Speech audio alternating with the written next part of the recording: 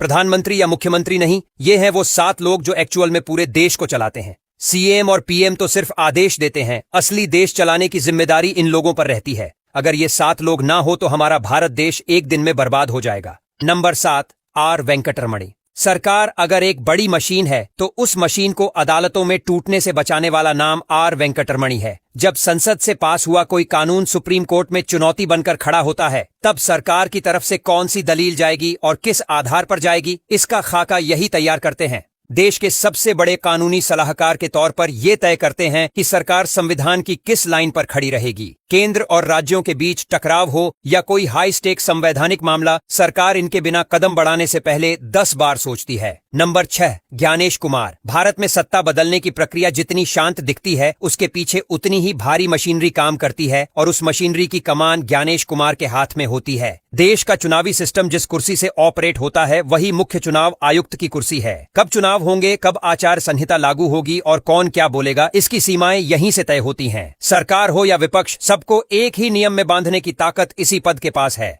Number 5, general Anil Chauhan. Bharat की सैन्य ताकत सिर्फ हथियारों से नहीं बल्कि तालमेल से बनती है और वही तालमेल जनरल अनिल चौहान संभालते हैं। तीनों सेनाओं के ऊपर बैठकर उन्हें एक ही रणनीति में पिरोना, यही चीफ ऑफ डिफेंस स्टाफ की असली जिम्मेदारी है। सीमा पर तनाव हो, भविष्य की युद्ध तैयारी हो या सैन्य संसाधनों की प्राथमिकता, सरकार को मिलने वाली सबसे अहम मिलिट्री सलाह यहीं से निकलती है। पहले जहां तीनों सेनाएं अलग अलग सोचती थीं, अब एक साझा दिशा बनती है। अगर ये कोऑर्डिनेशन टूट जाए तो ताकत होते हुए भी सिस्टम कमजोर पड़ सकता है। नंबर 4, संजय मल्होत्रा। जब महंगाई बढ़ती है या लोन महंगे हो जाते हैं, तब लोग सीधे सरकार को देखते हैं, लेकिन असली फैसले संजय मल्होत्रा की टेबल पर लिए जाते हैं। देश की मौद्रिक नीति जिस इंसान के सिग्नेचर से चलती है, वही रिजर्व बैंक का गवर्नर होता है। ब्याज दरें, बैंकिंग सिस्टम की सेहत, डिजिटल पेमेंट की सुरक्षा, सब कुछ इसी ऑफिस से कंट्रोल होता है। सरकार बजट ला सकती है, लेकिन पैसे की सप्लाई और उसकी कीमत तय करना आरबीआई का काम है। नंबर 3, अजीत डोभाल। देश की सबसे संवेदनशील जानकारियां जिन तक सबसे पहले पहुंचती हैं, वो अजीत डोभाल हैं। प्रधानमंत्री के राष्ट्रीय सुरक्षा सलाहकार के रूप में ये वो इंसान हैं जिनके पास इंटेलिजेंस एजेंसियों की सबसे कच्ची और सबसे अहम जानकारी आती है।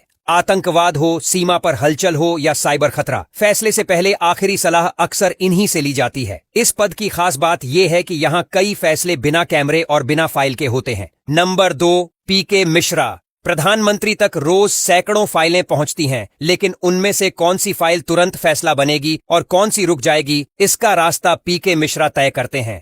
प्रधानमंत्री के प्रधान सचिव के तौर पर ये पीएम और पूरे प्रशासन के बीच सबसे अहम कड़ी होते हैं। मंत्रालयों के बीच तालमेल, आपात स्थिति में त्वरित फैसले और बड़े प्रोजेक्ट्स की मॉनिटरिंग, सब कुछ इसी ऑफिस से गुजरती है। प्रधानमंत्री को जो जानकारी मिलती है वो यहीं से छन कर जाती है। Number 1, TV Somanathan. सरकारें आती जाती रहती हैं, लेकिन सिस्टम लगातार चलता रहे, इसकी जिम्मेदारी टीवी सोमनाथन पर होती है। देश के सबसे सीनियर अफसर के रूप में कैबिनेट सचिव सारे मंत्रालयों के बीच तालमेल बैठाते हैं। कैबिनेट के फैसले कागज से निकलकर जमीन पर कैसे उतरेंगे, ये यहीं तय होता है। मंत्री राजनीतिक दिशा देते हैं, लेकिन प्रशासनिक मशीनरी को जोड़कर रखना इसी कुर्सी का काम है। अगर ये कोऑर्डिनेशन कमजोर पड़ जाए तो पूरी सरकार स्लो मोशन में चली जाती है। इसलिए असली मायनों में यही नाम बैकएंड से देश को चलाता है।